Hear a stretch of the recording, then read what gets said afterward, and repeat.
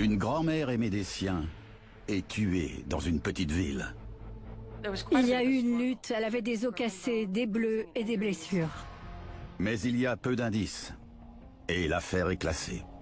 Ils ne trouvaient personne. Quelqu'un s'en était tiré après avoir commis un acte horrible. Un fermier local a alors décidé de mener l'enquête. Burt s'est toujours vu comme un super flic, et il voulait être celui qui résoudrait cette affaire. Une informatrice apparaît. Une jeune femme disait qu'elle savait qui avait commis le meurtre. Rapidement, une liste de 6 suspects. Et d'étranges confessions. Peut-être que j'y étais et que je ne m'en souviens pas. Mais il y a un problème. L'un des suspects affirme qu'il n'est pas le tueur. Il se savait innocent. C'est le seul à ne pas avoir cédé. Un mystère mêlant souvenirs, rêves et ADN. Une affaire que l'on croyait classée est rouverte de force. Comment personne n'a pu réfléchir et se dire « Attendez, ça n'a aucun sens ». C'est la pire erreur judiciaire de l'histoire du Nebraska et probablement l'une des pires des États-Unis. Et une fin inattendue. On savait ce qui s'était passé. Puis on nous dit « Alors tout ce que vous avez cru depuis que vous êtes adulte n'est plus vrai ».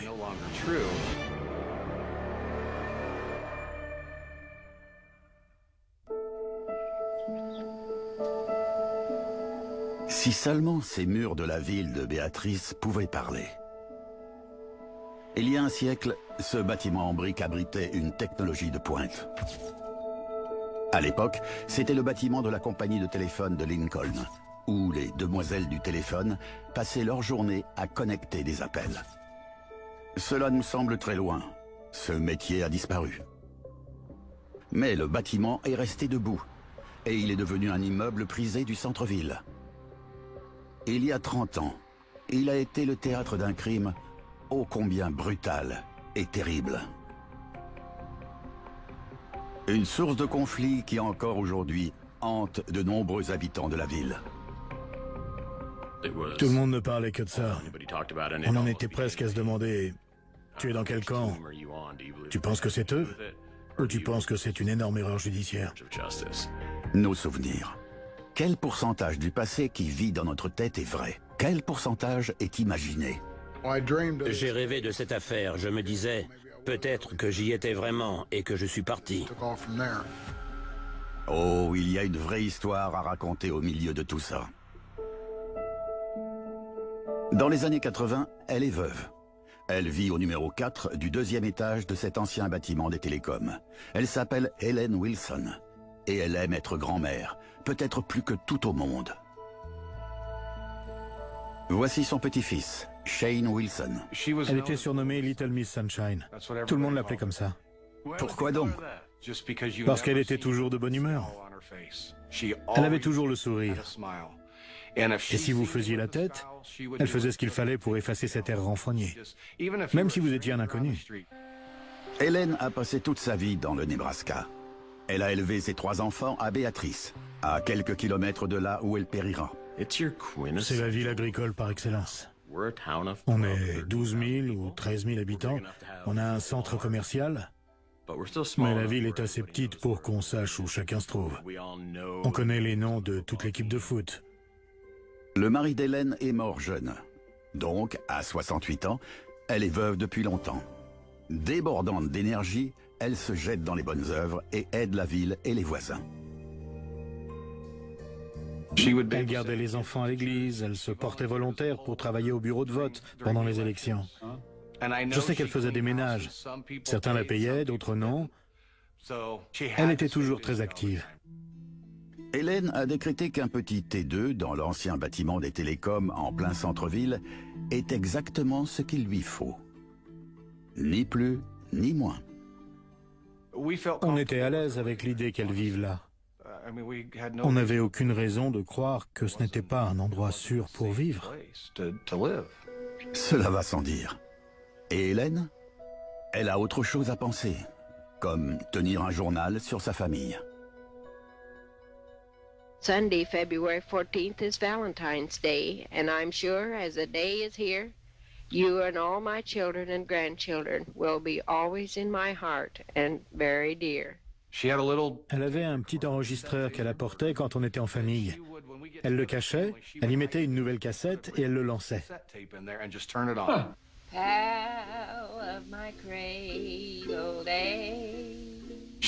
Elle nous jouait tout le temps du ukulélé.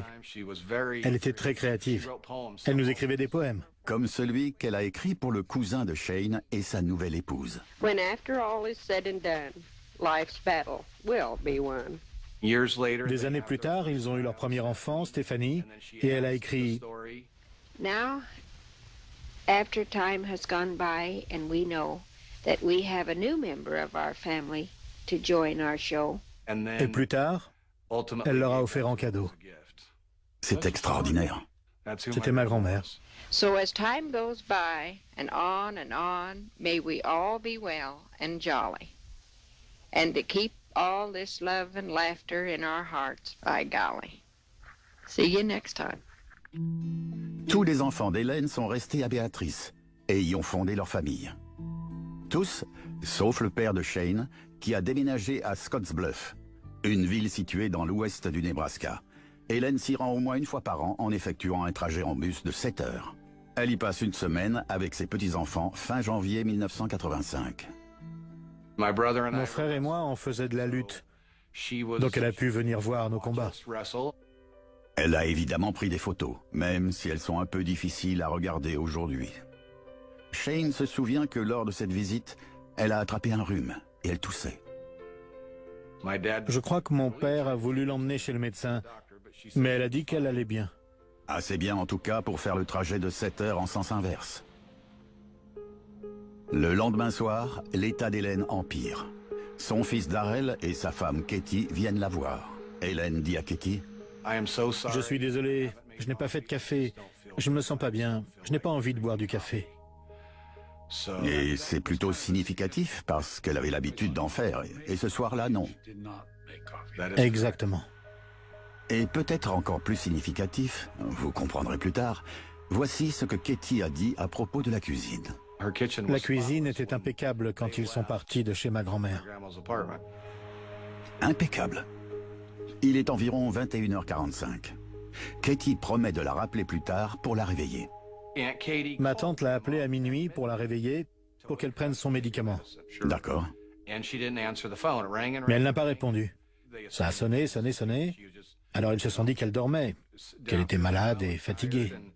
Elle a essayé de la rappeler, et après plusieurs sonneries, rien.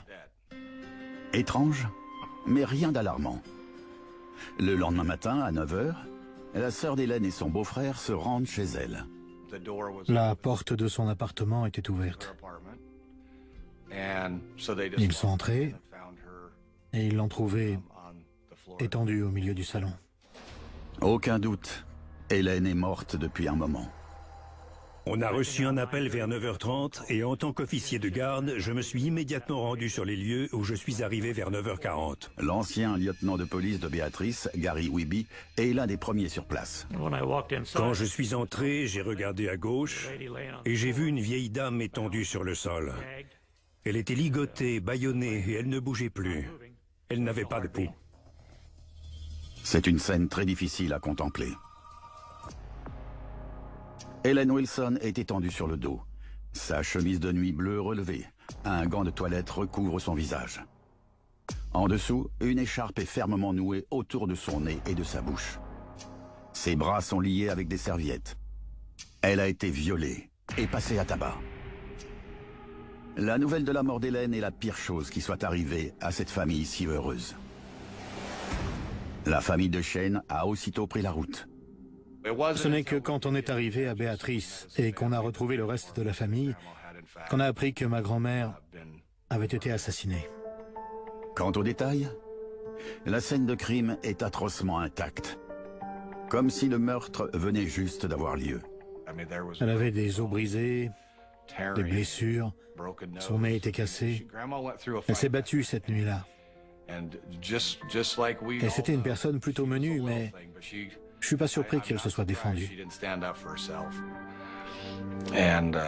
Mais malheureusement, elle a perdu cette bataille. C'est dur de se dire que votre grand-mère a enduré tout ça. J'y pense depuis 35 ans. Je me suis dit que ça aurait des répercussions à long terme. Je connaissais sa fille, je connaissais sa petite-fille, et je connaissais le mari. Tout le monde se connaît dans une ville de 12 000 habitants. Gary a raison. La mort d'Ellen Wilson a eu des répercussions à très long terme.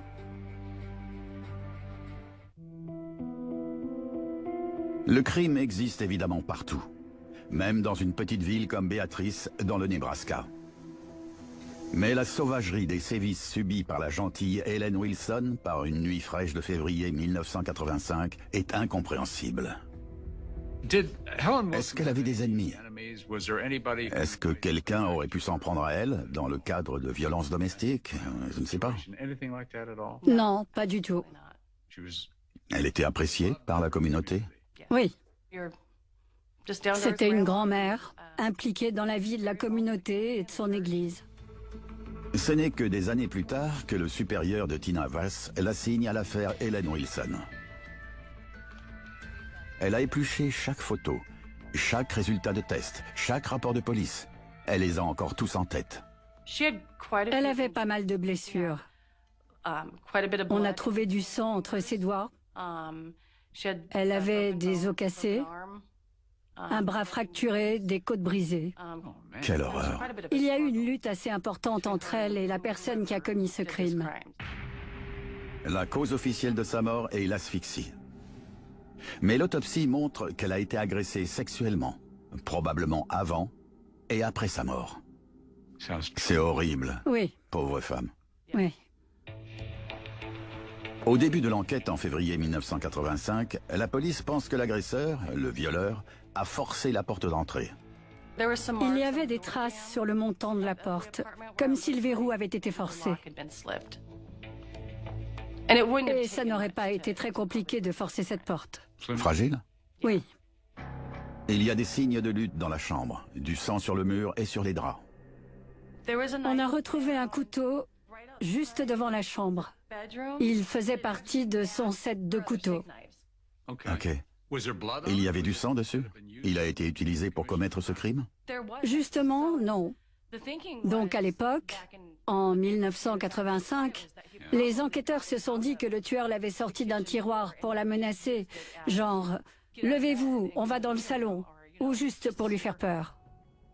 Ellen a des blessures défensives au pouce et au poignet, probablement survenues en essayant de se protéger du couteau. Dans la salle de bain, on a retrouvé un gant de toilette ensanglanté dans le lavabo. Il y avait un repose-pied renversé près de son corps. En dehors de ça, rien ne semble avoir été déplacé. Le sac à main d'Ellen est posé en évidence sur un tabouret dans la cuisine. Avec l'argent dedans, j'imagine. Oui, il y avait environ 1200 $ en espèces. Si l'argent avait été le mobile, le coupable se serait servi dans le sac. Donc ce n'est pas un cambriolage. Non. Mais il y a quelque chose d'étrange sur le sol. On a trouvé la moitié d'un billet de 5 $ sous le tabouret sur lequel son sac était posé. À l'époque, les enquêteurs ne savent pas quoi penser de cette moitié de billets déchirés. Ni même de la cafetière à moitié pleine, bien que ce soit étrange. Souvenez-vous, la belle-fille d'Ellen a dit qu'elle ne voulait pas boire de café et que la cuisine était impeccable quand elle est partie. Mais Gary Wiebe, de la police de Beatrice, affirme qu'il y avait plusieurs tasses sales dans l'évier. Il y avait plusieurs tasses dans l'évier qui se trouvaient à gauche en entrant dans la cuisine. Des détails et des souvenirs. Quelle importance peuvent-ils avoir? Quoi qu'il en soit, à l'époque, la police interroge tout l'immeuble, mais... Personne n'avait entendu de cris ou quoi que ce soit. La police n'avait absolument rien, si ce n'est les indices dans l'appartement. Les enquêteurs épluchent le dossier. Et environ 2 ans plus tard, une série de violations de domicile nocturnes se produit à Beatrice, toujours chez des femmes d'un certain âge. Il y a eu 3 femmes qui devait avoir, comme Madame Wilson, autour de 70 ans, qui vivait à quelques pâtés de maison de son appartement et qui se sont fait attaquer chez elle. Un jeune de 20 ans était entré chez elle et avait essayé de les agresser sexuellement. Elles ont toutes crié et réussi à le faire fuir. La police a pensé que ça pouvait être lié à Ellen Wilson? Oui. Malheureusement, l'assaillant n'a laissé aucune trace physiologique, du moins aucune qui ne soit exploitable. Mais il y en a plein à l'appartement d'Ellen Wilson. La police a prélevé du sang, des cheveux et du sperme. Souvenez-vous que nous sommes au début des années 80. Les analyses ADN n'en sont qu'à leur balbutiement. Mais la police scientifique a pu déterminer les groupes sanguins. On avait du groupe O et du groupe B. Le O appartenait à Ellen Wilson et il y avait du groupe B qu'on a identifié comme non sécréteur, ce qui est un groupe sanguin rare. Encore des détails. Non sécréteur signifie que les enzymes présentes dans le sang ne sont détectables dans aucun autre fluide corporel, comme le sperme par exemple. Un sang atypique. Un groupe sanguin atypique, oui. Ce qui, de nos jours, à l'évidence, permettrait à la police d'éliminer des suspects plus facilement qu'elle aurait pu le faire à l'époque. N'est-ce pas? Oui, oui. Pendant ce temps, la famille d'Ellen Wilson se rassemble à Béatrice pour enterrer leur chère mère et grand-mère. Les 6 petits-fils ont porté le cercueil.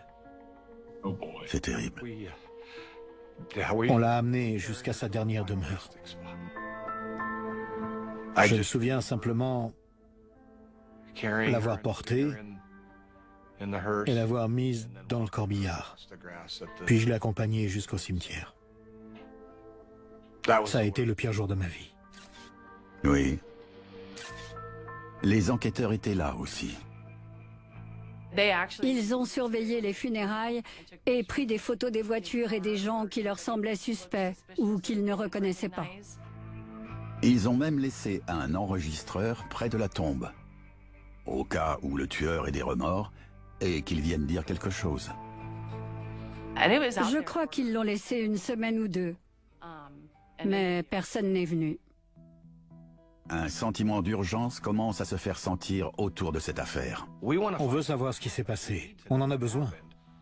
La police de Béatrice sait qu'elle doit répondre non seulement à la famille, mais aussi à toute la ville, qui est maintenant sur les nerfs. C'était un crime choquant. Une femme âgée battue, ligotée, puis violée, et ensuite tuée. Ça n'arrive jamais dans une petite ville comme Béatrice. La police interroge le plus de monde possible. Et une ville, qu'elle soit petite ou grande, a toujours ses suspects idéaux. L'un des habitants se rend au commissariat avec une histoire se déroulant la nuit du meurtre d'Ellen Wilson. Ce type était tombé sur un vieil ami du nom de Bruce Allen Smith. Ils sont allés au bar, et Bruce a commencé à se plaindre à haute voix de sa vie sexuelle, ou plutôt du vide de celle-ci. Il disait qu'il allait se trouver un cul, et ce d'une manière ou d'une autre. Ils vont ensuite en soirée, où Smith aurait tenté d'agresser sexuellement une femme. Il a été viré de la soirée. L'homme ramène Smith chez lui. Du moins, il le dépose en centre-ville, dans le froid de la nuit, vers 4h15. Il l'a déposé au coin de la 6e et de Court, à seulement 2 pâtés de maison de l'appartement d'Ellen Wilson. Le lendemain, quand des amis remarquent les griffures sur ses bras, Smith leur dit qu'il s'est battu avec le type qui l'a ramené chez lui. Cela est démenti par l'homme en question. On ne s'est jamais battu, je l'ai déposé, et il a marché vers un immeuble résidentiel. Et pas n'importe lequel. L'ancien bâtiment de la compagnie de téléphone où il passait du temps avec sa grand-mère. Celui où vivait Ellen Wilson. Il connaissait donc très bien ce bâtiment. C'est un lieu chargé de mauvais souvenirs pour lui. Car il semblerait qu'il ne s'entendait pas très bien avec sa grand-mère. Elle devait être sur son dos et ça ne lui plaisait pas. Il devait faire -20. C'était la nuit la plus froide de l'année. Donc il est allé au premier endroit qu'il connaissait, Son appartement était loin de l'entrée de l'immeuble? juste en haut des escaliers. La théorie de l'opportunité, donc. Oui, oui. Et ce n'est pas tout. La police trouve un portefeuille dans une ruelle près de l'immeuble d'Ellen Wilson. Il appartient à une femme qui était à la soirée avec Smith. Elle a signalé la perte de son portefeuille à la police. Donc Smith a été déposé à l'angle de la 6e et de Court, près de chez Ellen Wilson, et le portefeuille est retrouvé un demi-pâté de maison au nord de cette intersection. Des petits cailloux, oui. Absolument, oui. Hansel et Gretel n'auraient pas mieux marqué le chemin, enfin semble-t-il. La police regarde son casier judiciaire et Bruce Allen Smith a des antécédents criminels. Il a été condamné pour cambriolage. Mais quand la police fait cette découverte, Smith n'est plus à Béatrice. Il retrouve sa trace à 6 heures de là, à Oklahoma City. Il a dit qu'il ne savait pas de quoi il lui parlait. Mais il a accepté de donner un échantillon de sang, de cheveux et de salive. Le tout est envoyé au laboratoire de la police d'Oklahoma City. Le sang est du groupe B, le même groupe que celui trouvé dans l'appartement d'Ellen Wilson.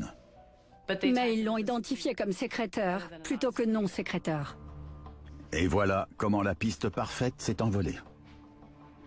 Souvenez-vous, le sang de la scène de crime était du groupe B, non sécréteur. Cela signifie que Bruce Allen Smith ne peut pas être le tueur. Il n'est plus suspecté. C'était la piste la plus sérieuse et finalement non. C'est ça, oui. Leur meilleure piste n'a rien donné. La police a besoin d'aide. Elle se tourne vers le FBI. Ce soir-là, j'ai reçu un appel d'un agent superviseur. Il m'a dit, Pete, il faut que tu ailles dans le Nebraska. Pete Klimzett était profileur pour le FBI. Il a épluché les photos et les rapports de la scène de crime. Et il en est arrivé à la conclusion que ce meurtre n'a été commis que par une personne. On n'avait affaire qu'à un seul suspect. Pourquoi ça? Pour plusieurs raisons. Premièrement, l'argent était encore là. S'il y avait eu une autre personne, devinez ce qu'elle aurait fait pendant que le premier suspect violait la victime. Deuxièmement, il y a aussi l'ego. Combien d'hommes violeraient une femme âgée pendant qu'un complice resterait à regarder? Klimzett dit qu'il est probable que le même homme soit responsable des attaques sur des femmes âgées de Béatrice survenues 2 ans plus tôt. Pour moi, ça ne faisait aucun doute. Les 3 agressions étaient liées à celle-ci. Vous vous souvenez que le coupable a utilisé un couteau de la cuisine d'Ellen Wilson? Probablement pour l'effrayer, car elle n'avait aucune blessure au couteau sur le corps. Seulement des blessures défensives au pouce et au poignet. D'un point de vue comportemental, ça signifie que la personne qui est entrée ne s'attendait pas à ce que ça se déroule comme ça.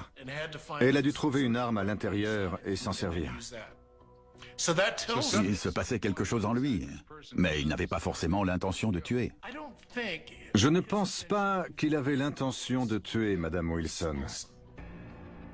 Son manque de préparation et d'autres comportements indiquent à Klimzett que le tueur est probablement jeune, solitaire, et qu'il doit manquer de confiance en lui.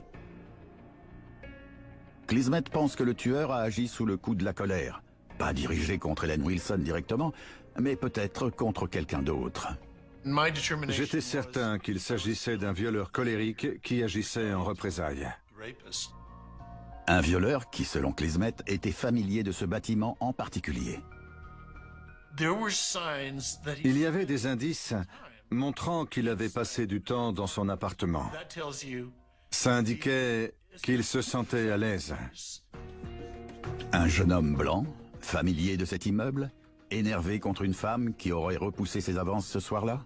Ou peut-être contre une femme plus âgée dans sa vie? Ça fait clairement penser à Bruce Allen Smith. Mais bon, son sang ne correspond pas. Alors, sans suspect évident, les enquêteurs ratissent plus large. Ils ont cherché des suspects potentiels? Ils ont vraiment cherché? Oui, vraiment. C'est un processus laborieux et chronophage.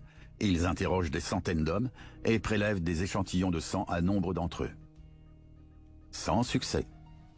Ils n'ont aucun nouveau suspect. Les mois passent, puis les années. L'affaire a été classée. Donc je pense que les habitants de Béatrice ont toujours eu ce sentiment que quelqu'un s'en était tiré après avoir commis un acte horrible. En 1985, Burdett Searcy cultive des terres près de Béatrice. La plupart des gens l'appellent simplement Burt. Comme tout le monde, il sait ce qui est arrivé à Ellen Wilson, et il voit comme sa famille est affectée. Il connaît plusieurs Wilson. Ils sont propriétaires des pressings de la ville, et Burt se dit qu'il pourrait les aider. Car avant de devenir fermier, il a passé 5 ans dans la police de Béatrice. Il s'est donc mené une enquête. Vous l'avez fait venir? On l'a engagé en tant que détective privé. Il voulait découvrir qui avait fait ça à ma grand-mère. Les Wilson engagent Burt Searcy parce qu'ils sont déçus du manque de progrès de la police de Béatrice. C'était très intense pour votre famille, non? Vous avez dû vous débrouiller. Tout à fait. Les jours passent et rien. Voilà, on avait l'impression qu'il voulait oublier l'affaire plutôt que la résoudre. Alors, avec la bénédiction des Wilson, Burt Searcy commence son enquête. Même s'il faut le dire, il ne les avait pas attendus. Il avait suivi l'affaire parce qu'il était proche des Wilson, et aussi par curiosité, ce qui a joué un rôle dans toute l'histoire.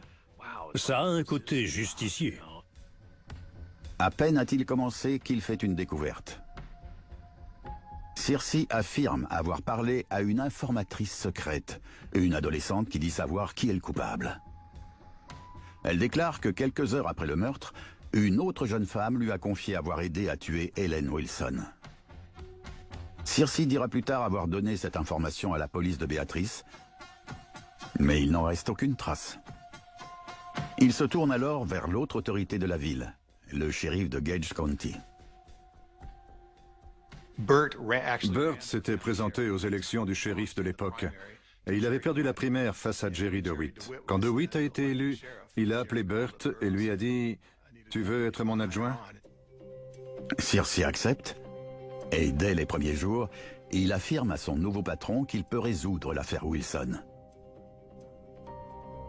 Même si Searcy a enquêté de son côté pour la famille Wilson, il lui manquait le soutien des forces de l'ordre.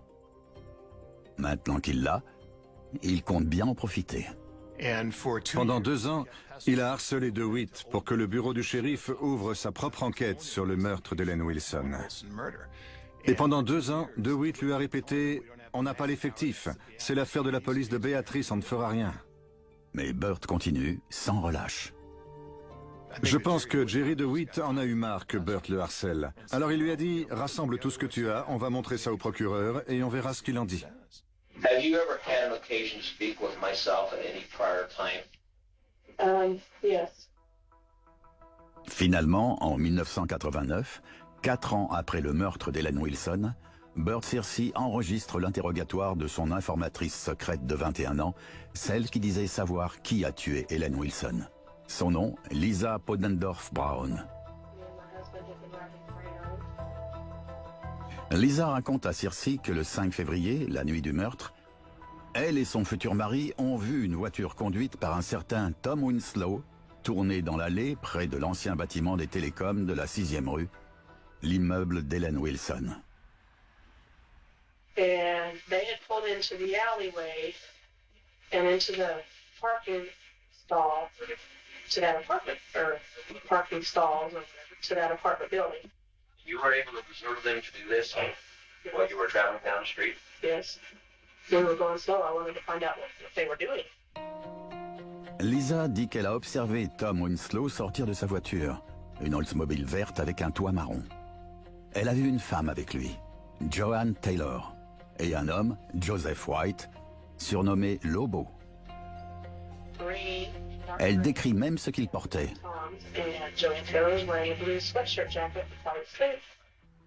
Le lendemain matin, ou le surlendemain matin, elle déclare s'être postée en face de l'immeuble d'Helen Wilson, dans un petit parc près du lycée. Elle dit que des voitures de police étaient garées devant l'immeuble, et que c'est là que Joanne Taylor est venue la voir. Joanne had come up to me at school at about 7:30 in the morning, and found me and a couple of my friends, and Joanne seemed kind of like, oh, I don't know how you'd say it, hyper.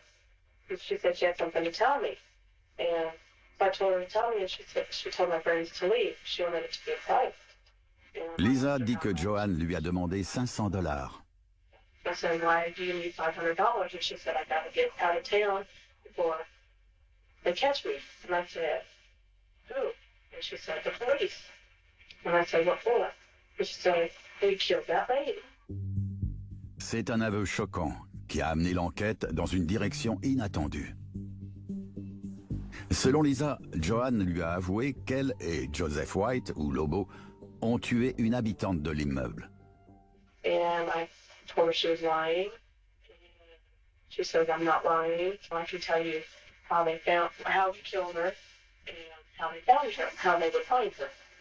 And what did she tell you? She told me that they suffocated her with a pillow, and then they tied her hands, and she'd be laying face down with her hands tied behind her back on the living room floor, beside a green footstool that would be tipped over. Lisa déclare avoir remarqué des marques sur le cou de Joanne, qui pourraient indiquer qu'elle s'est battue. She had scratch marks from both fingers on the right side of her face, going down the side of her neck. They were deep, fairly deep and fresh. Et Lisa a encore des choses à dire, à propos de quelque chose que Joseph Lobo White aime faire. Lobo liked doing tricks with money.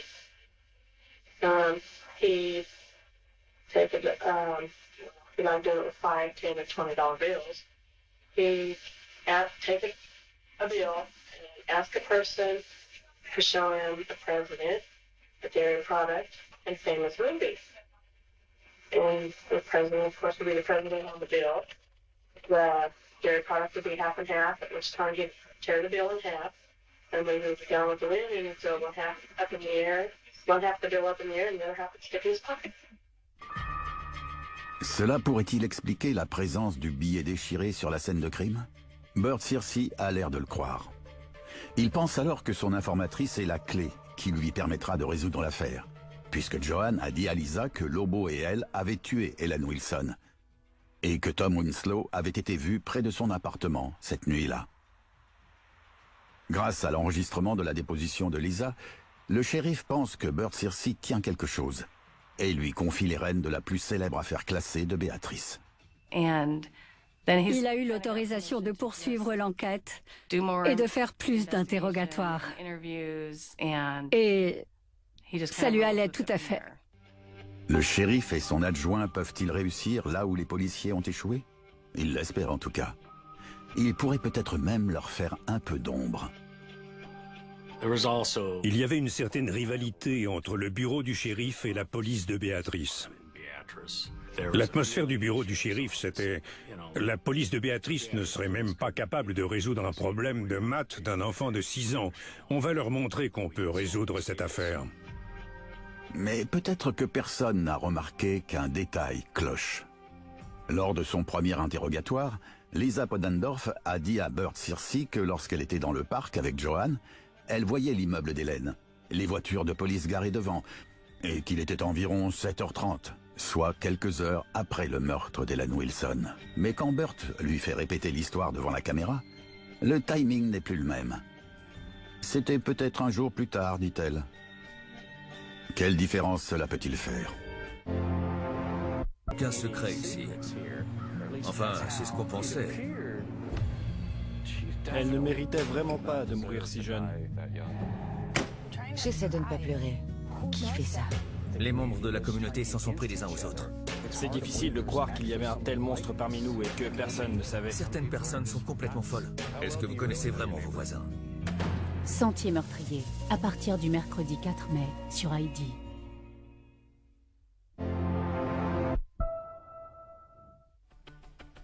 En mars 1989, 4 ans après le meurtre d'Ellen Wilson, la traque de son tueur par Burt Searcy finit par payer.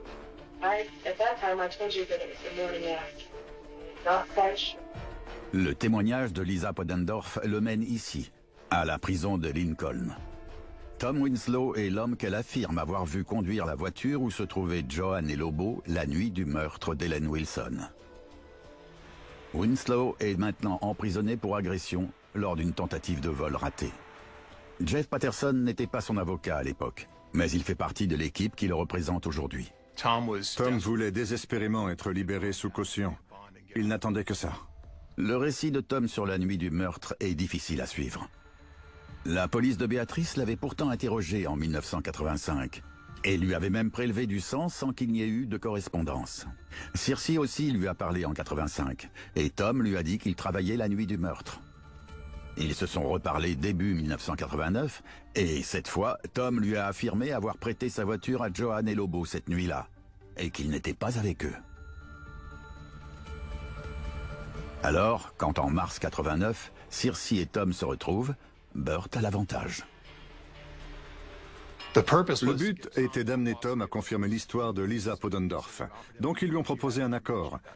Donnez-nous des informations sur Ellen Wilson, on réduira les charges contre vous, et on s'arrangera pour que votre caution soit abordable. Après ça, l'histoire de Tom Winslow a encore changé. Il affirme maintenant à Searcy qu'il était bien avec Joanne Taylor et Joseph Lobo White la nuit du meurtre.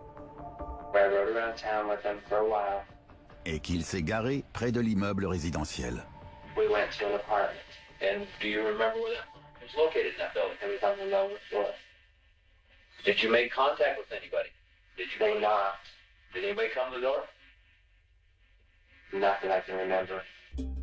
Mais Ellen ne vivait pas au rez-de-chaussée. Tom aurait dû monter les escaliers pour atteindre son appartement. Searcy lui met la pression. Did you go up the stairs or down the stairs?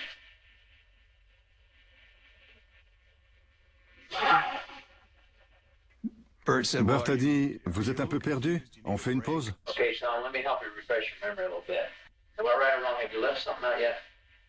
Possibly, but I'm having a hard time remembering everything. Okay, you need a little time to think about that? Yes. You want to shut it off a minute? En réalité, cette pause a duré 44 minutes. Puis, la caméra est rallumée.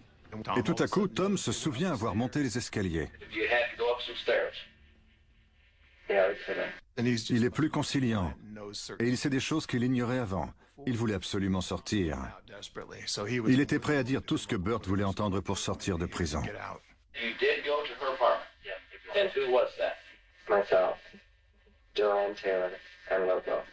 Bien que la police ait trouvé des preuves d'effraction, Tom ne sait plus comment ils sont entrés dans l'appartement. Il affirme qu'il croyait qu'ils étaient là pour parler à Ellen Wilson, mais il ne dit pas pourquoi.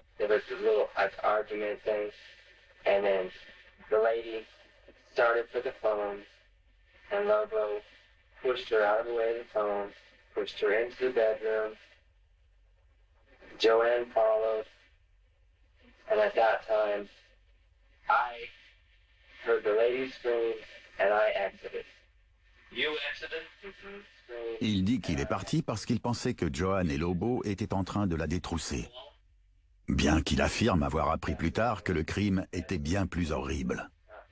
Did you have an occasion ever talk to Joanne or Lobo about the incident that occurred that night?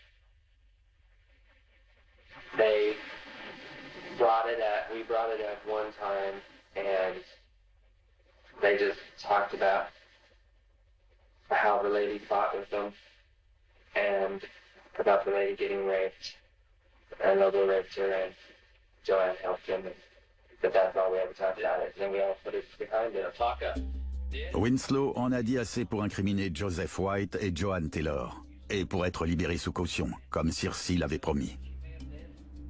Le bureau du shérif va alors procéder aux arrestations de White et de Taylor. Premier arrêt, Cullman, dans l'Alabama, où vit Joseph White Lobo. On m'appelle Lois, Mamie, Mama, Mima. Hey you. Voici la mère de Joseph, Lois White. Il est le cadet de ses 6 enfants. C'était un enfant tout à fait normal. Il se battait avec ses frères et sœurs, mais il collait toujours sa maman. Comment était-il à l'école? Il était bon élève, et il aurait pu être meilleur s'il s'était un peu plus appliqué. J'ai déjà entendu ça. Après le lycée, Joseph passe quelques années dans l'armée. Puis il fait un bref passage à Hollywood. Il faisait environ 1m95 et il était très beau. Il est allé à Hollywood en pensant qu'il allait devenir une star, mais ça n'a rien donné. Jeff Patterson fait également partie de l'équipe qui représente Joseph White. D'où vient le surnom de Lobo? Joseph dit qu'il a travaillé pour un pornographe. Entre autres, il devait faire du catch nu. Et son nom de catcheur était Lone Wolf Bronson. Il a gardé Lobo. Beaucoup de ceux qui vont à Hollywood en espérant devenir des stars de cinéma finissent malheureusement de l'autre côté de la barrière. Celui qui génère probablement plus d'argent. Je pense que c'est ce qui est arrivé à Joseph. En octobre 1984, Joseph White décide qu'Hollywood n'est pas fait pour lui. Il quitte la Californie avec son amie et ancienne habitante de Béatrice, Joanne Taylor.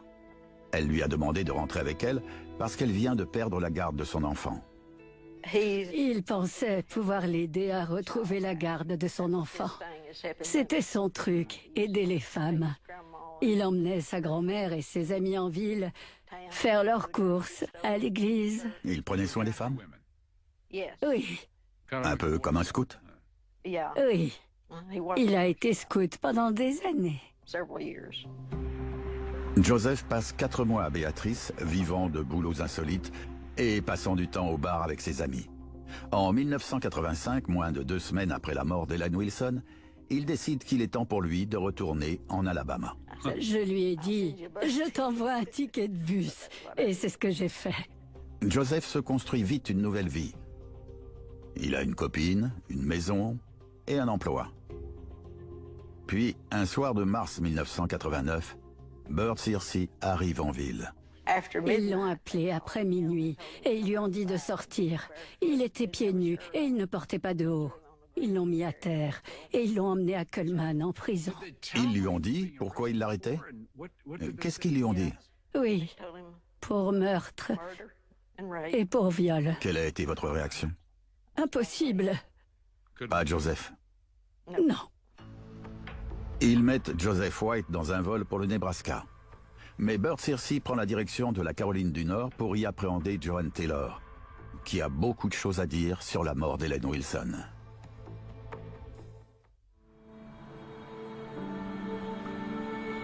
Dès sa naissance, Joanne Taylor a eu une vie difficile, marquée par des abus, de la négligence et une maladie mentale. Sa vie n'a été qu'un cauchemar. Jeff Patterson fait partie de l'équipe d'avocats qui représente Joanne. Il dit qu'elle souffre d'un trouble de la personnalité borderline. Je suis convaincu que Joanne a été victime d'abus dans son enfance. Mais il faut avoir conscience que la description qu'elle en fait peut ne pas être exacte, parce que Joanne peut parfois délirer. Et sa vie déjà difficile va empirer en mars 1989. C'est le moment que choisit Bert Searcy pour aller en Caroline du Nord afin de l'interroger sur le meurtre d'Ellen Wilson.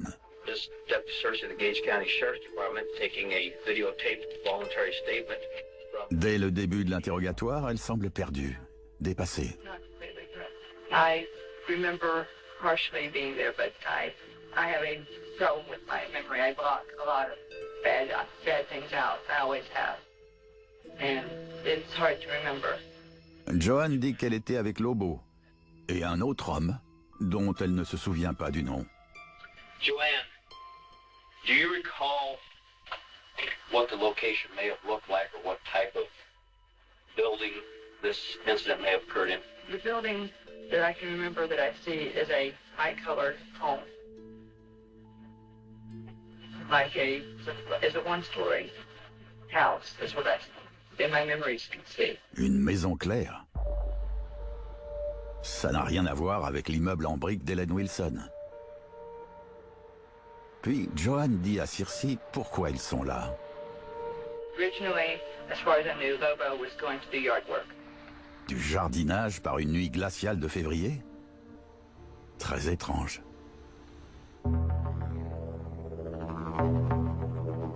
Joanne dit ensuite qu'elle a vu Lobo frapper Helen Wilson.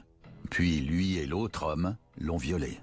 Mais encore une fois, Joanne a du mal à se rappeler des détails. You realize you're talking about a real serious offense here, right? You also realize that, you know, you have claimed to have been there when this took place. Because I was told I was there. Who told you that? Cops that picked me up last night told me they had proof I was there. Elle-même n'est pas sûre de ce dont elle se souvient. Et elle n'a aucun souvenir d'avoir parlé à Lisa Podendorf Brown. Joanne est dans tous ses états. C'est là que Bert Searcy va dire Are we going a little too fast for you? Would you like to stop and take a little break? Okay, we'll stop the tape, and the time is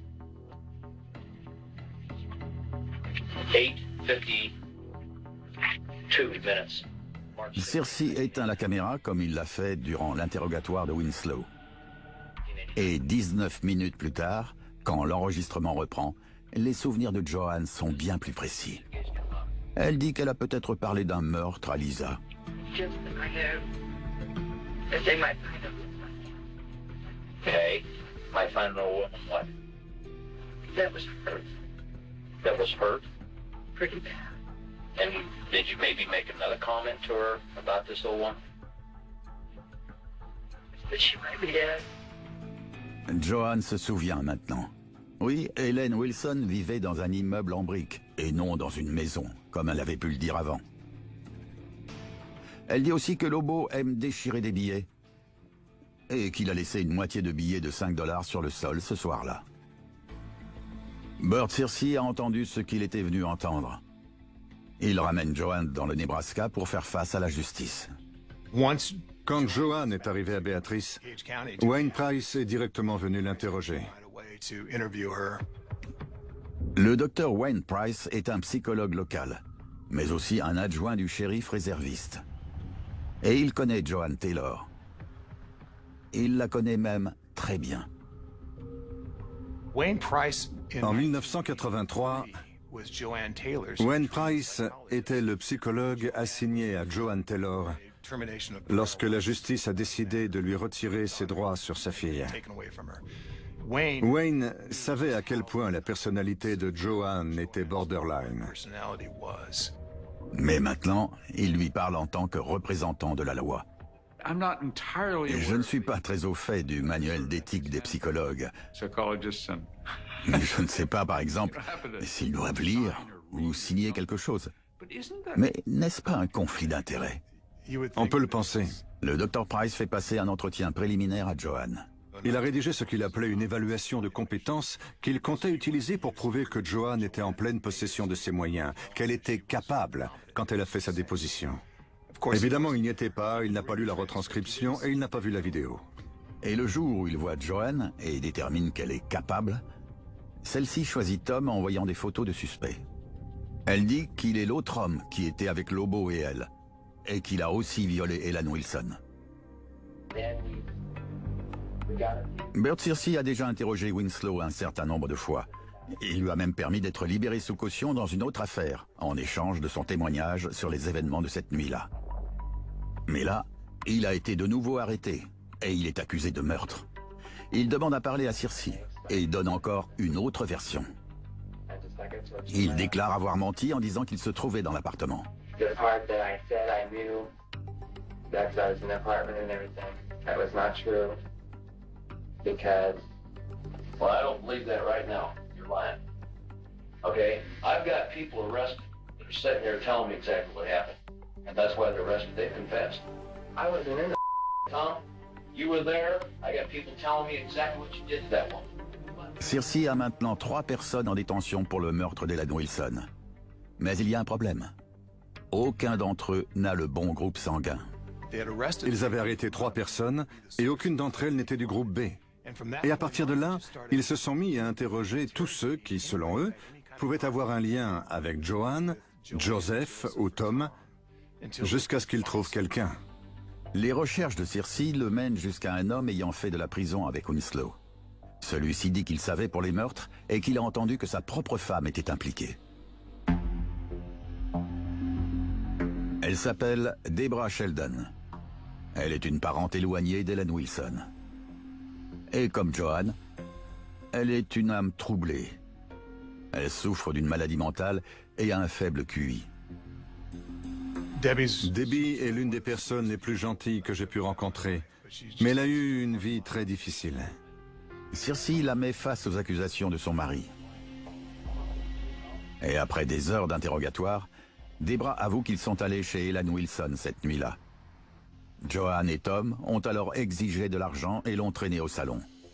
Elle dit que Tom et Joseph l'ont violée, pendant que Joanne maintenait un coussin sur le visage d'Hélène.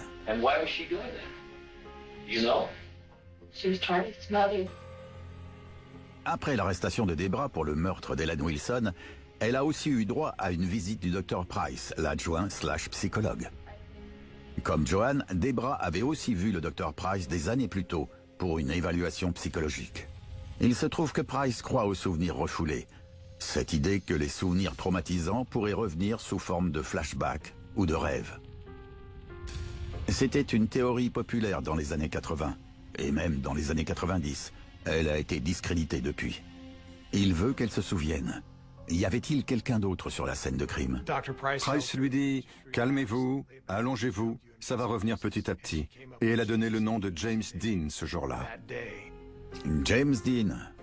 Mais non, pas l'acteur. Un type de Béatrice avec qui elle traînait en 1985. James Dean. Et il ne sait pas ce qui l'attend.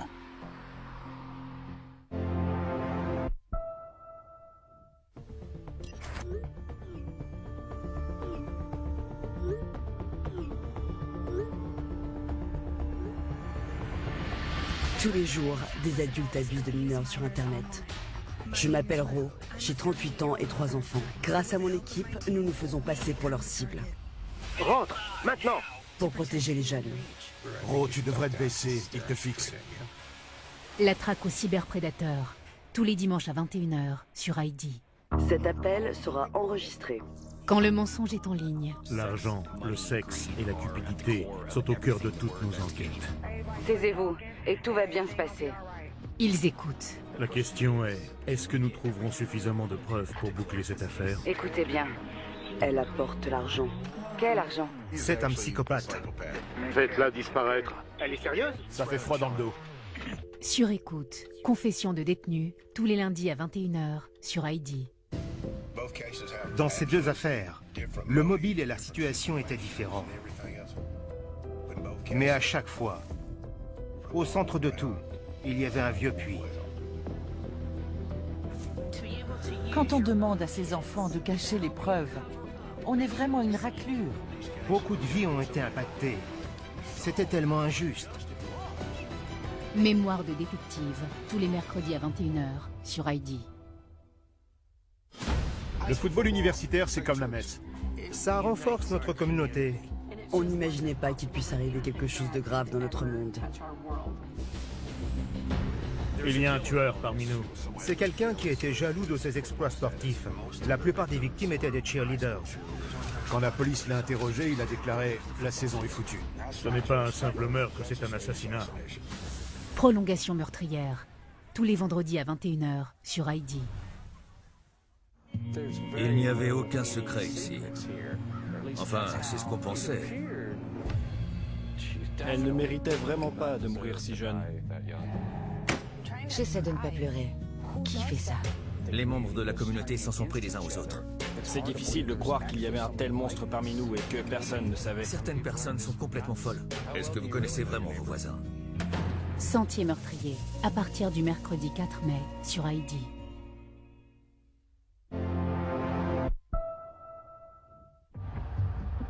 Burt Searcy a un problème. Il a arrêté 4 personnes pour le meurtre d'Ellen Wilson. Mais aucune d'entre elles n'a le type de sang laissé par le tueur sur la scène de crime. Un groupe B non sécréteur. Searcy continue et il trouve d'autres suspects, dont cet homme, James Dean.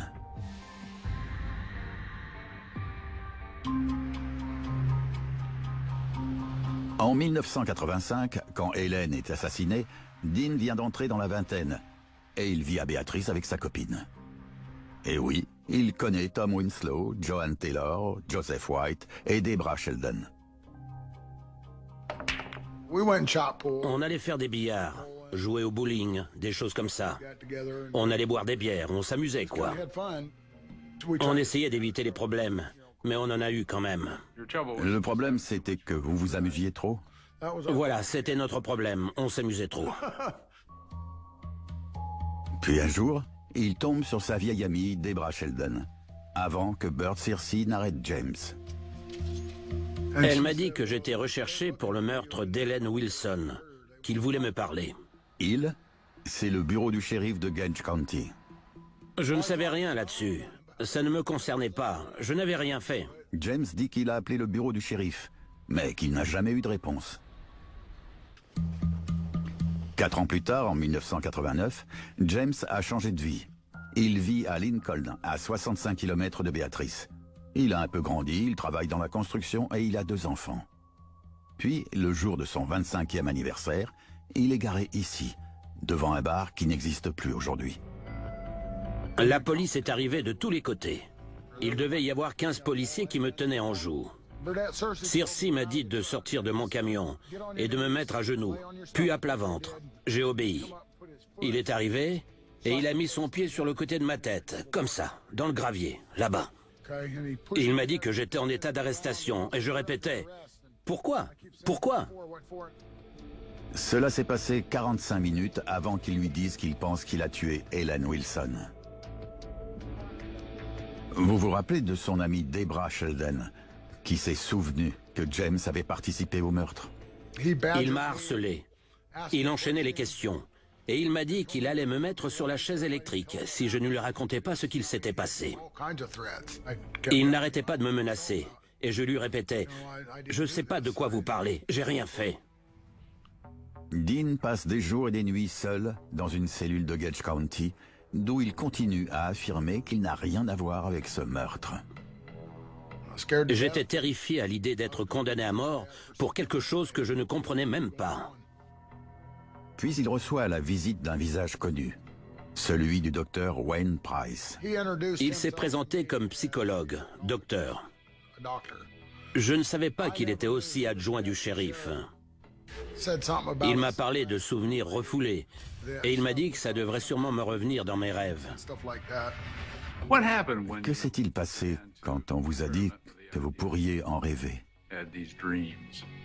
Je crois que mon esprit a créé des souvenirs à partir des photos et des vidéos qu'il me montrait. Tous ces trucs-là. Attendez, ils vous ont montré des photos et des vidéos? Oui, ils m'ont montré des photos de la scène de crime, des vidéos de la scène de crime.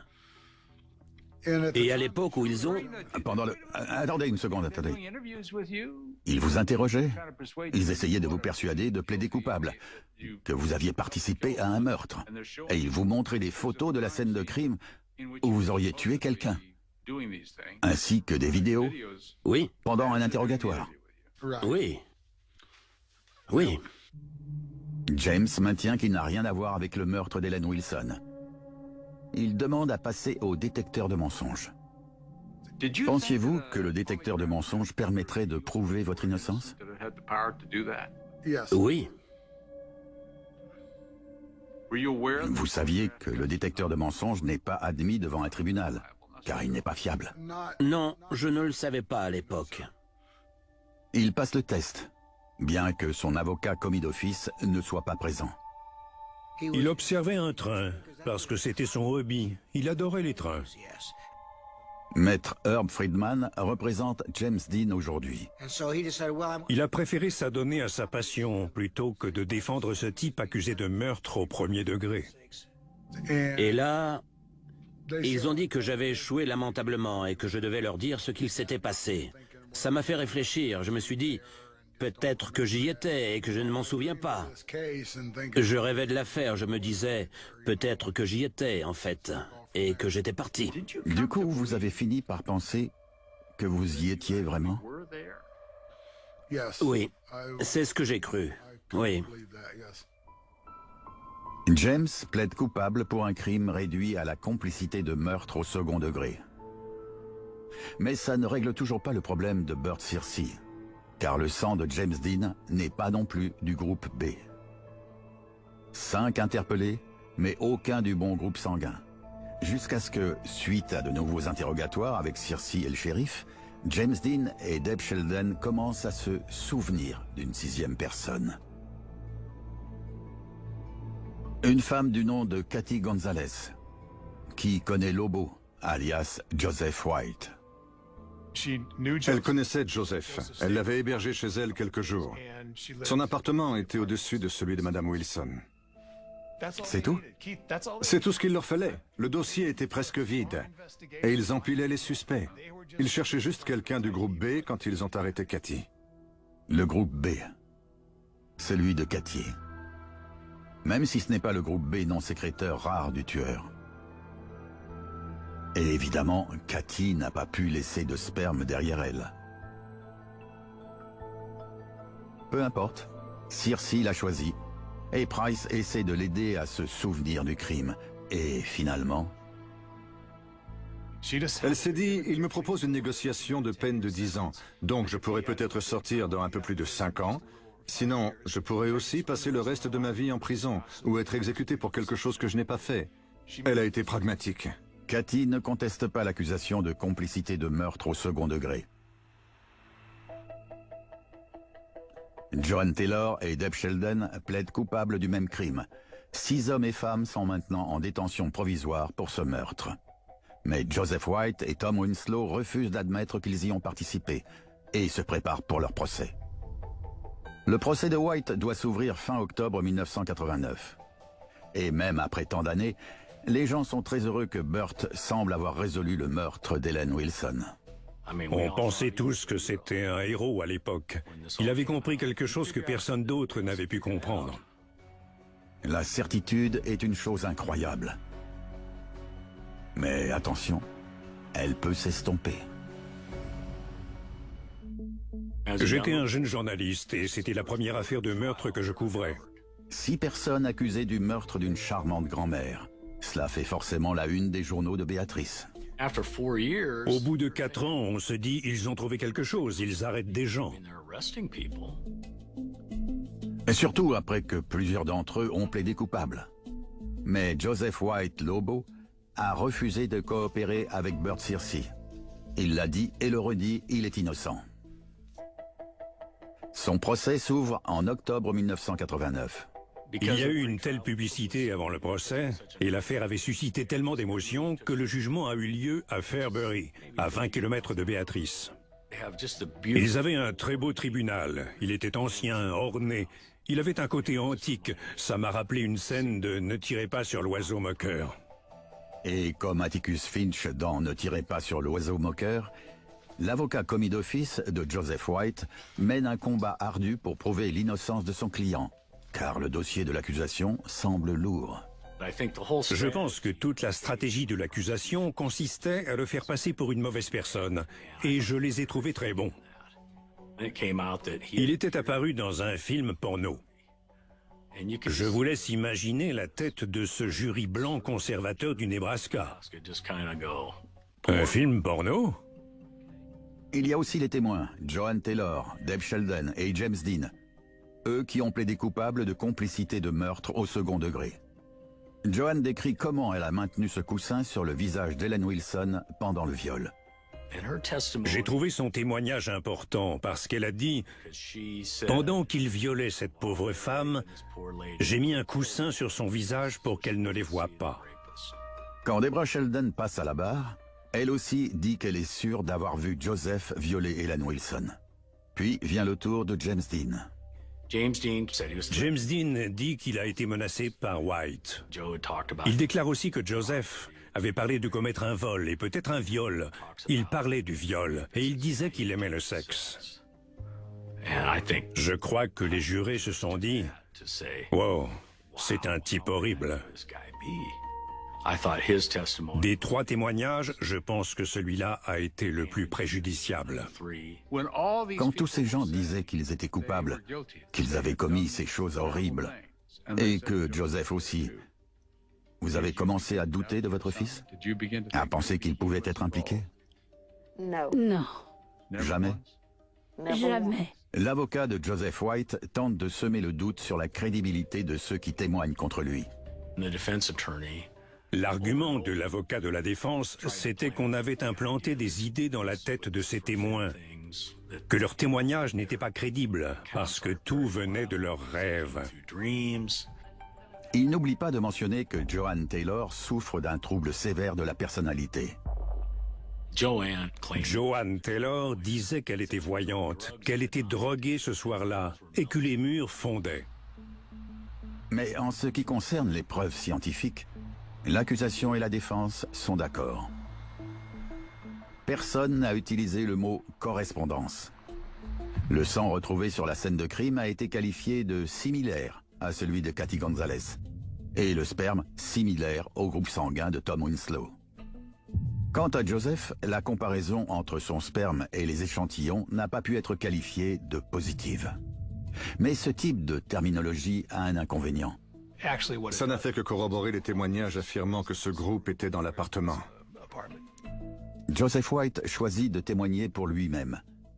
Il veut se défendre, mais ça ne se passe pas bien. Malheureusement, White n'a pas été un bon témoin. Par exemple, pendant un contre-interrogatoire, le procureur Richard Smith lui montre une photo d'Ellen Wilson. Il lui dit « Vous la reconnaissez ?» Non. Il lui dit « Qui est-ce » ? « Bah, une vieille femme. » C'est l'avocat de Joseph au procès qui a raconté ce moment à Jeff Patterson. Il m'a dit « On ne pouvait même plus respirer après que Joseph a dit ça. » Mais c'est comme ça que Joseph s'exprimait. Il était spontané. Il ne connaissait pas Ellen Wilson. Pour lui, c'était la photo d'une vieille femme. Mais même le procureur sait que le dossier contre Joseph n'est pas si solide. Il a utilisé une analogie de baseball pour conclure. Il a dit « Ces témoins ne sont pas tous d'accord. Ce n'est pas un home run. Mais ils étaient présents. Ils ont frappé assez de doubles et de simples pour gagner. » Le jury doit délibérer. Et 4 heures plus tard, il rend son verdict. Joseph White est déclaré coupable de meurtre au 1er degré. Ça a été un soulagement quand ce procès, ainsi que le stress et la tristesse de toute cette situation, ont pris fin. On a pu essayer de retourner à une vie normale. Il y avait un sentiment que justice avait été rendue. Je me souviens qu'en quittant le tribunal, je me suis dit « C'est vraiment un sale type, ce Joseph White. » Évidemment, Lois White n'est pas d'accord. Je ne pouvais plus respirer. Ça a été un choc. Selon moi, on ne pouvait pas croire ces témoins. Même si ça avait été Joseph, je n'aurais pas cru ce qu'il disait. Tom Winslow ne prend pas le risque d'aller jusqu'au procès. Il ne conteste pas l'accusation de meurtre au 2e degré et il est condamné à 50 ans de prison. Joanne Taylor prend entre 10 et 40 ans. Debra Sheldon et Cathy Gonzalez prennent 10 ans comme James Dean. Joseph White est condamné à perpétuité. La tranquillité revient à Béatrice dans le Nebraska. Retour à la normale. Pour un temps. La prison l'a vieilli. 15 ans d'une condamnation à perpétuité change un homme. Mais Joseph White n'a pas perdu espoir. Pas un seul jour. Il me disait, on se voit bientôt. Il disait clairement qu'il voulait rentrer un jour. Oui. Même après que 3 témoins ont affirmé qu'il est coupable, qu'il a violé et tué Ellen Wilson, Joseph White continue de clamer qu'il est innocent. Et il le jure d'une manière ou d'une autre, il le prouvera. C'est le pasteur de la prison qui parle de Doug Stratton à Joseph. Il lui écrit pour lui demander s'il accepterait d'être son avocat. 15 ans après la condamnation de Joseph, Doug lui rend visite en prison. Il se souvient de ce qu'il a raconté à sa femme. Il y a quelque chose avec White. C'est absurde, mais on le croit. Il a ce calme et cette assurance qui donne envie de le croire. Doug Stratton trouve étrange que Tom Winslow, qui n'a pas passé d'accord avant que Joseph soit condamné, n'ait jamais témoigné contre lui. Il va donc lui rendre visite en prison. Je lui ai dit, vous savez quoi? Joe m'a dit qu'il n'était même pas là quand c'est arrivé. Tom était encore debout. Ce grand gaillard me regarde, il se met à pleurer et il me dit, je n'y étais pas non plus, mais personne ne me croit. C'est là que, d'abord avec Joseph, Stratton va parler d'ADN. Je lui ai demandé spécifiquement si quelqu'un lui avait déjà suggéré d'utiliser la loi sur l'ADN passée en 2001. Personne ne l'avait fait. Cette loi permet aux criminels emprisonnés de demander à l'État de tester un ADN jamais testé impliqué dans leur affaire. C'est une loi assez simple. Est-ce qu'il y a des choses qui peuvent être testées? Est-ce qu'elles ont été conservées de manière à ce que le test soit fiable? Est-ce que le test n'a pas été fait à l'époque? Et cela permettra-t-il d'aider le client? Stratton et un avocat de Winslow déposent des requêtes pour tester des preuves trouvées sur la scène de crime. Mais Dick Smith, le premier procureur de l'affaire, est toujours l'avocat de Gage County. Il s'est dressé contre nous. Je ne voyais pas du tout où était le problème. Ça allait soit confirmer la condamnation, soit prouver leur innocence. Je l'ai eu en travers de la gorge quand le juge a tranché en faveur de Dick Smith. Donc on a fait appel de cette décision et on a porté l'affaire devant la Cour suprême du Nebraska. Et en 2007, les motions ont été acceptées. À cette époque, Tina Vass est enquêtrice de la police de Béatrice.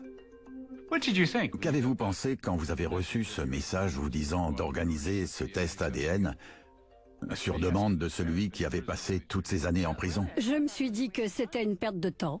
Mais plus de 20 ans plus tard, cet indice est-il encore testable?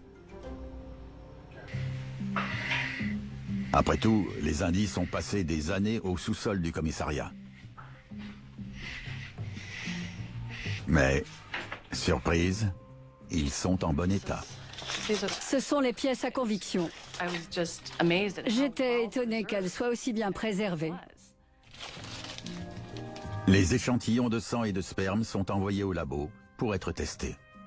8 mois plus tard, les résultats arrivent.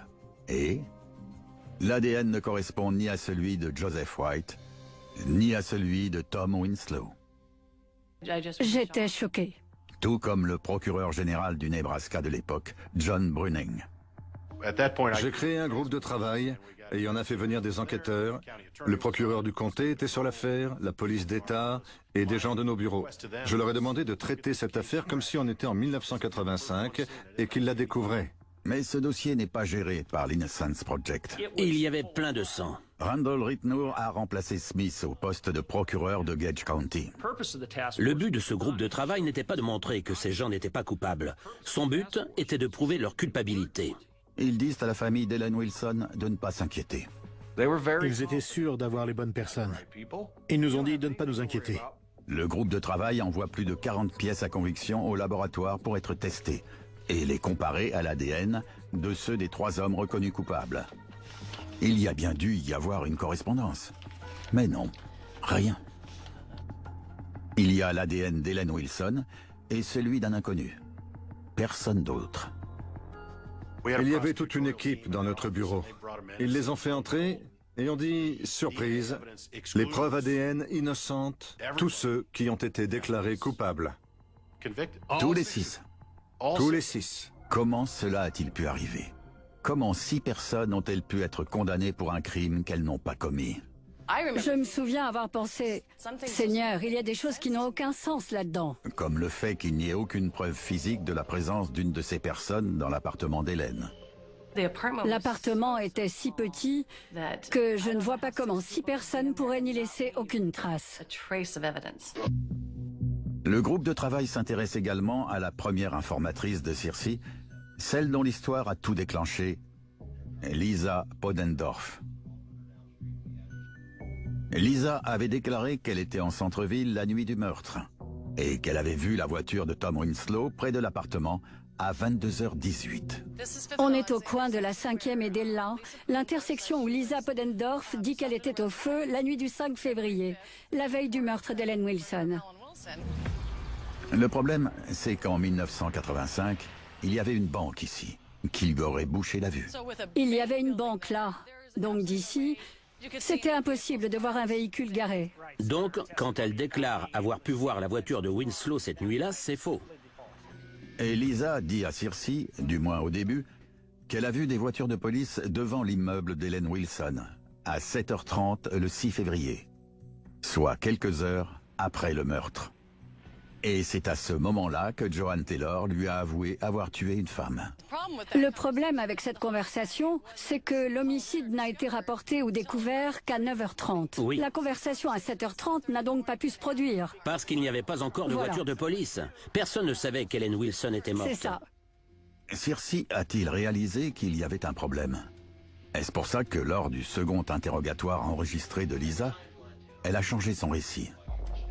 Et peut-être a-t-elle parlé avec Joanne le matin du 7, et non celui après le meurtre, le 6. Dans son mandat d'arrêt affidavit concernant Joanne et Lobo, Burt Circe lui-même est plutôt vague. Il dit que cette conversation a eu lieu dans les 24 heures après le meurtre. Il ne dit pas que la conversation a eu lieu à 7h30. Alors pourquoi Circe s'est-il appuyé sur une informatrice peu fiable de 17 ans?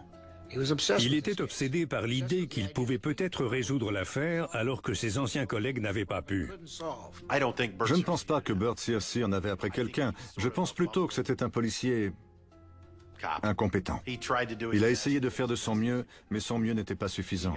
Il s'est laissé entraîner par cette gamine. J'ignore pourquoi il était obsédé par ces informations, mais elles étaient fausses. Lisa Podendorf-Brown ne s'est jamais expliquée publiquement, même sous serment, sur ses déclarations à Burt Circe.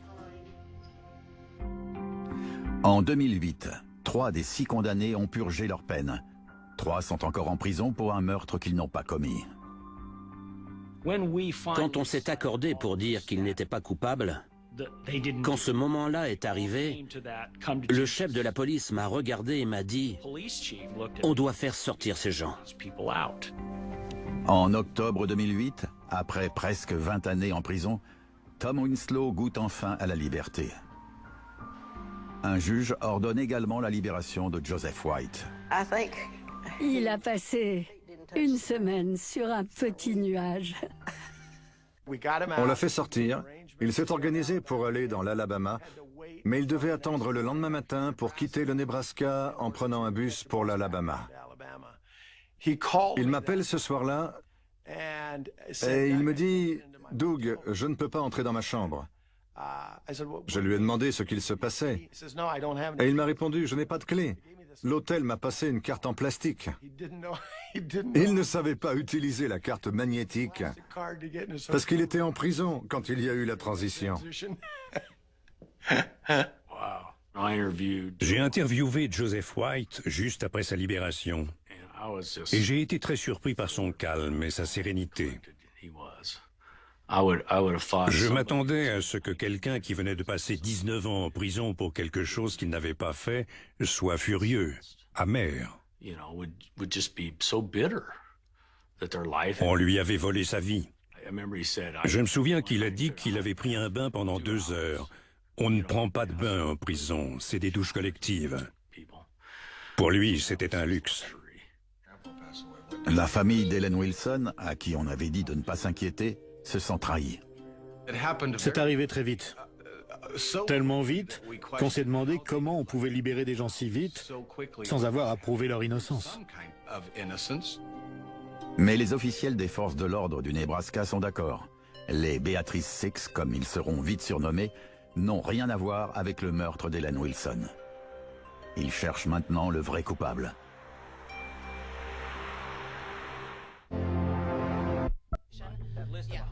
L'innocence des Beatrice Six a été partiellement prouvée. Ce qui veut dire que le vrai tueur est dehors, quelque part. Le groupe de travail assigné à l'affaire repart de zéro. Il passe en revue la liste des suspects. Et un nom ressort. Bruce Allen Smith. Vous vous souvenez de lui? L'homme qui avait attiré l'attention des policiers dans les premiers jours. Il était à un demi-pâté de maison de l'immeuble. Et il avait des griffures. Et il connaît l'immeuble. Sa propre grand-mère y vit. Mais rappelez-vous, le sang de Smith est un groupe B sécréteur, et non le non-sécréteur recherché.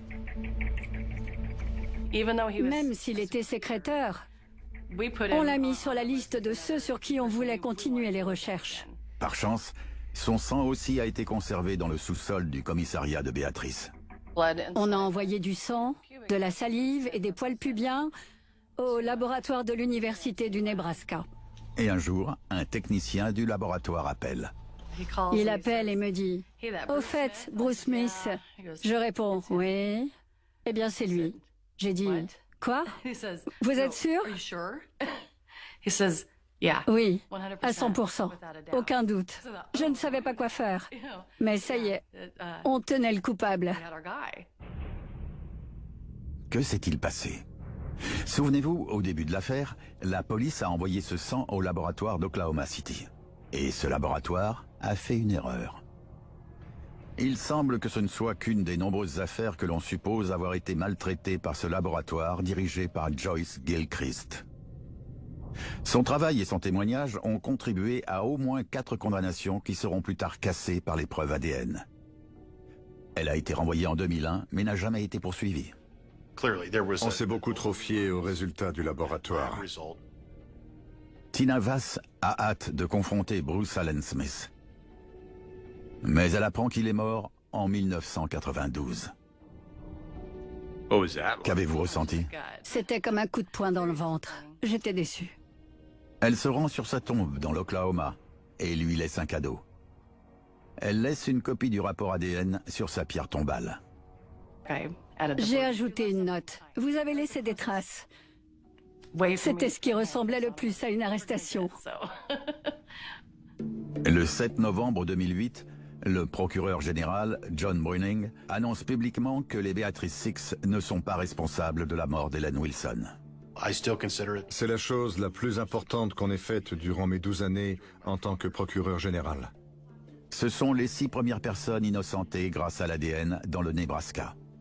Les charges contre Joseph Smith ont été abandonnées et les 5 autres reçoivent le pardon de l'État. It finally puts closure on something I known all along. Good ending to a bad nightmare. That's all I can say. It took. Ça m'a ôté un énorme poids des épaules.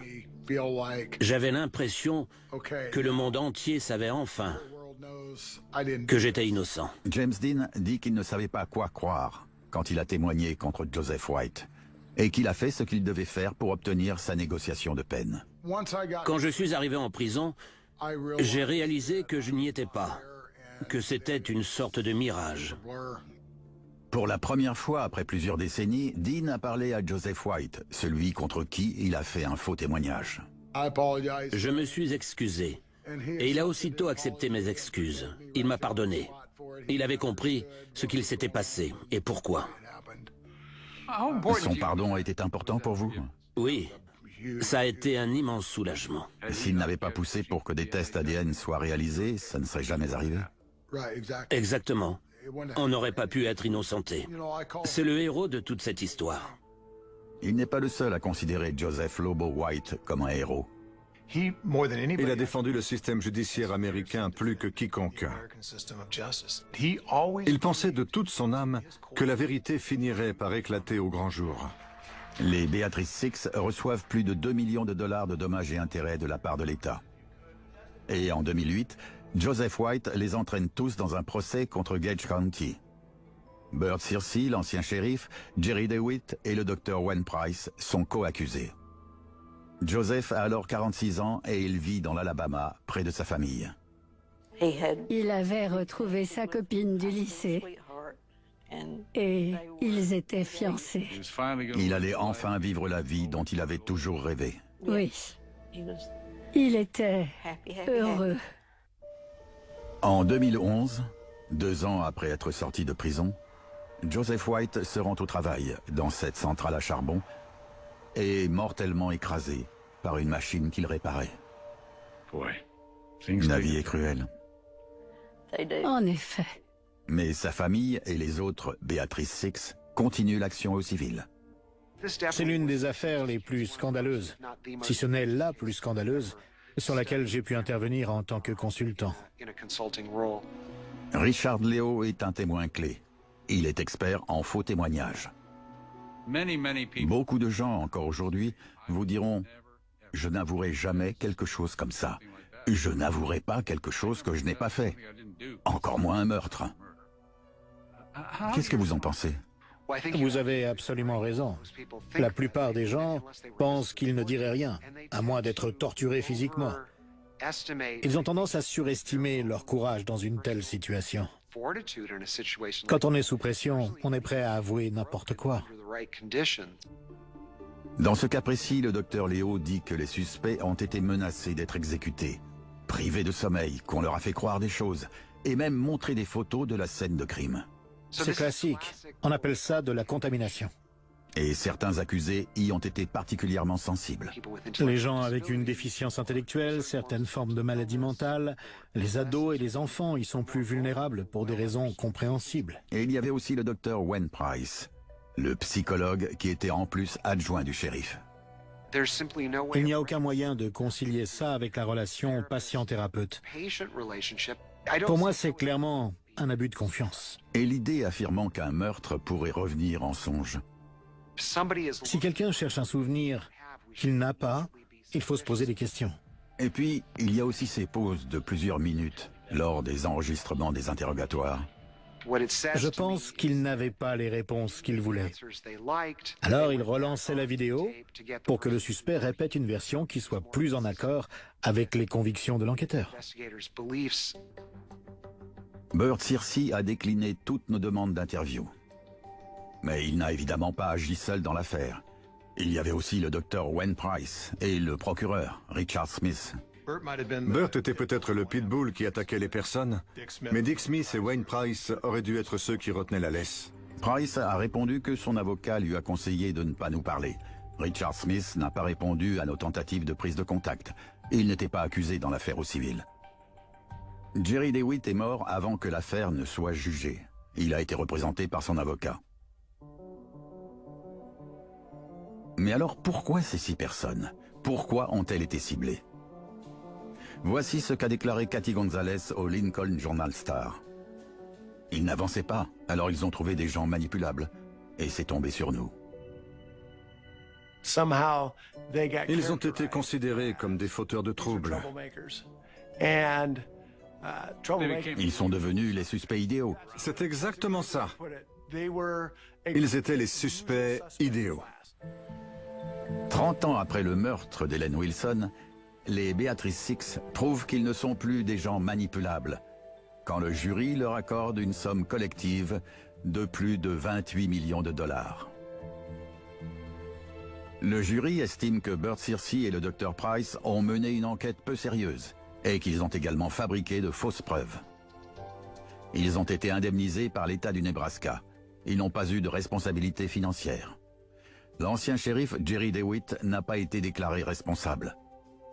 Mais pour Jeff Patterson, l'argent n'était pas la chose la plus importante pour la famille de Joseph et les 5 accusés encore en vie.